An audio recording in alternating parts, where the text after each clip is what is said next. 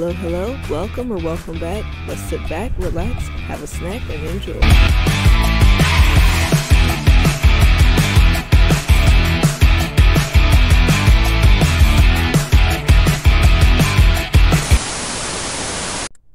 Sit at My Grave, Season 4, Sanity or Salvation, Chapter 20.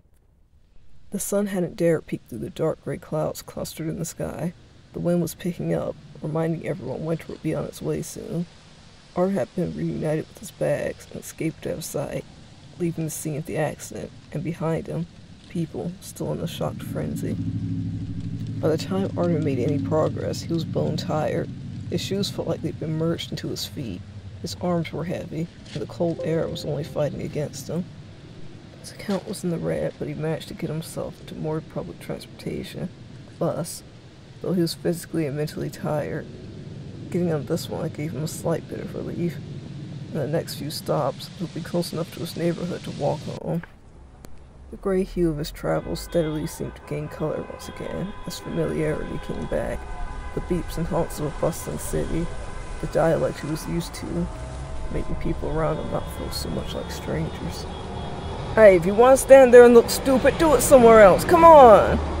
The bus driver's harsh words got Arden out of his daze of looking around, taking in the city. This wasn't home exactly, but these were the areas he'd last been at before leaving to a different country entirely. It was surreal. Truthfully, it hadn't been that long, but after everything, it felt like an eternity. Things hadn't changed much for the city itself, but Arden felt aged way beyond his years. The bus was almost full. The day was winding down by then, late evening setting in. Most people, he assumed, were going home after work or getting holiday preparations. A few throats cleared, side glances, but overall, this ride was quiet. People were tucked into themselves, on their phones. Some had the luxury of sitting, while many stood, holding grab handles. Arden let out a gentle sigh. He didn't bother trying to find a seat, and quickly grabbed a handle. It wasn't nearly as mouthy as his first ride had been, and for that, he was grateful. He couldn't even imagine having to argue with someone right now. There was so much in his head, it felt like it might pop before any type of decompression could even happen. The bus groaned as it came to life. The driver glided through the streets easily, despite the cracked and damaged asphalt. The shaking and jumps were noticed from the passengers shaking in the moments. It was a typical feeling, and most stayed put without much complaint. Arden found himself keeping his gaze out the smudged window, watching the ever-changing scenery. Only this time, the familiarity of it was giving him the slightest sense of belonging. The grip on his handle tightened as they hit another crack in the road, making him shake in place, his luggage shifting slightly. As he watched and waited, barely glancing up when people got let off with their stops, his mind drifted back to the tragedy on the train. It was chilling knowing how close he'd been moments before the disaster. He'd spoken to this man, and hearing him be named as the victim before he left gave him a pit in his stomach. Arden couldn't help but be curious. He wondered first and foremost if he'd survived the fall. The other thing he questioned, what exactly had Finyoka been offering him? Where had he even come from? He didn't say I. He said we've helped. Does he have someone he's working with? Or is it something more? Arden questioned. There was really no use wondering. He didn't know if Finyoka lived at all, and even if he had, he already knew there was nothing he could have really done for him.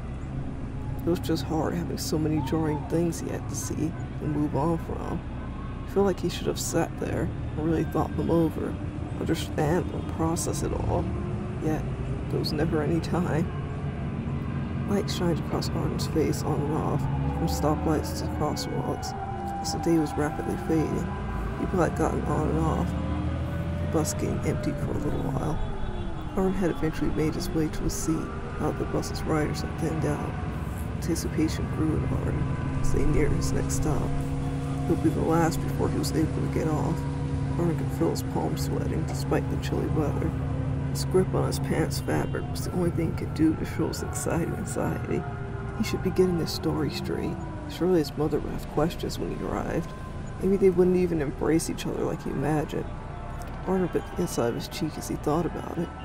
He had hope for the warmth of his loved ones, but he left everyone on bad terms. What if she moved on? Butterfriendly lumped him in with his father, just another person she loved and tried her best with, that in return screamed at her and left her to deal with her own emotions afterwards. The bitter thought caused Arden to tense. He hoped everyone gave him a chance, but then again, his mindset had altered, but his mission had not, and he would likely put them in the same position soon. Eventually, the bus whined to a stop, getting Arden out of his thoughts. He always glanced up, worried he'd missed his destination. He was about to lower his shoulders again, tuck back into himself, seeing he still had a while to go. One of the people coming in caught his eye. They stood out in the sea of muted colors, entering and leaving the bus. Clothing looked strange, and he noticed the way he was styled.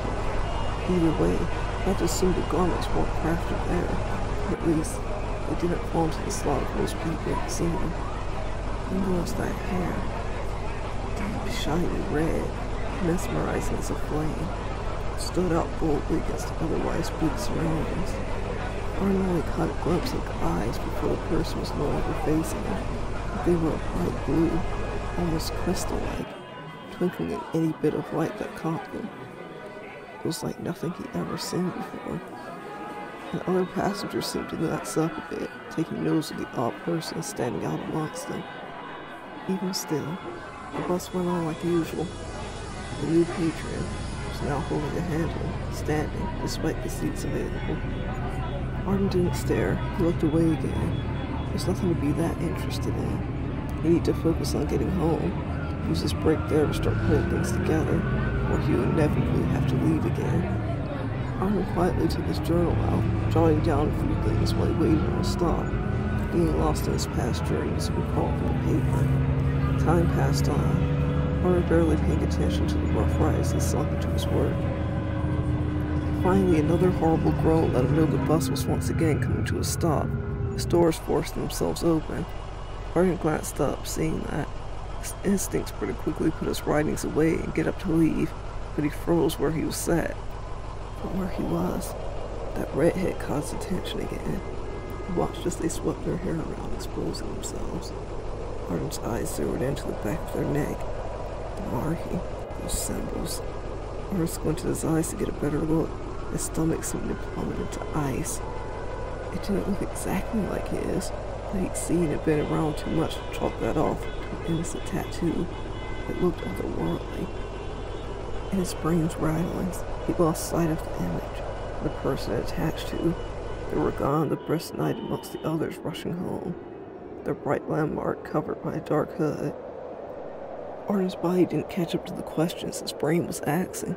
He quickly flipped through the pages of his journal, scribbling as best as he could remember of what that symbol looked like, writing a simple question mark next to it, followed by an even less distinguished, "What could this mean?" He was rattled once again when the bus driver started urging him to hurry. Arden stood quickly, shuffling his belongings away, zipping them up tightly, before getting himself off the bus. Stark and cold, most people had already begun clearing out.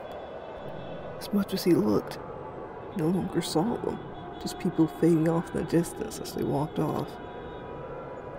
Arden looked down at his feet as the bus pulled away. He shuddered inwardly, looking past his scuffed shoes at the cracked pavement on the sidewalk he stood on. The shudder made its way out, cold smoke fading into the night. He swallowed it down and walked on, adjusting his coat. Things were looking more and more familiar now. He didn't try to hide the light trembling his body did from anticipation as he walked. He didn't know what he'd be walking into or what he'd be bringing back, but regardless, he was finally almost home.